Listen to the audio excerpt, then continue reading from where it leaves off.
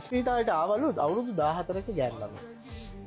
මේ ගෑනු ළමයාට මේ දරුවා ප්‍රෙග්නන්ට් වෙලා. එතකොට දැන් මේක බාල අපචාරය. අවුරුදු 14යි. නමුත් දැන් මෙයාව බලන්න හොස්පිටල් එකට එනවා තරුණේ. අවුරුදු 22ක 23ක විතර. ඒ තරුණයා එන්නේ කෙල්ලගේ අම්මත් එක්ක. හරිද? චොක්ලට් එකක් අරන් එනවා. කඩල වගේක් අරන් එනවා. බඩේරුම් බොහොම ආදරෙන් ඉන්නවා කියලාත් පේනවා.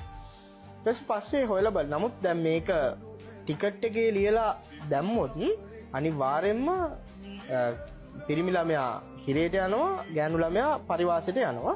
ඒ හොස්පිටල් එකට එනකොටත් දරුවා බඩ ඇතුලේ නැති වෙලා.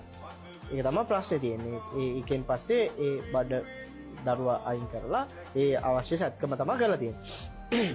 දැන් ටිකට් එක තියාගන්න බෑ. මෙයා ගිහිල්ලා කතා කරපුවාම කියනවා මේ අර තරුණයා මේ පවුලම බලාගන්න යා.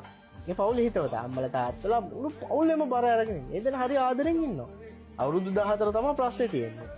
නමුත් හරි මානුෂීයයි මේ බැඳීම. මේ වැරද්දක් කරා කියන හැඟීම තියෙන අවුරුදු 14ක ළමෙක් ඉඳලා. නමුත් ඒ සමාජය ඇතුලේ ඒක ලොකු ප්‍රශ්නයක් වෙලා නැහැ. මේ දරාගෙන ඉන්නවා. මේ මගේ යාළුවා කියනවා මේ මම මේ ටිකට් එක දැම්මේ නැහැ. එයාගේ ලොකු ડોක්ටර් කෙනෙක් ඉන්නවනේ. එයා නැති වෙලාවේ ටිකට් එක දාන්නේ නැතුව එයා යවුවා කියනවා. මොකද හේතුව එයා කියනවා මම මේ කරන දේ කරලා ළමයාව මට පරිවාසයට දාලා අර මිනිස්සයාව හිරේට දාලා මම ලබා ගන්න දේ මොකද්ද කියලා. පොඩි නීතිය කියන එක අමතක කරලා හදවත විතරක් ගත්තොත් ඒක හරි මට හරි සංවේදී සිද්ධියක්.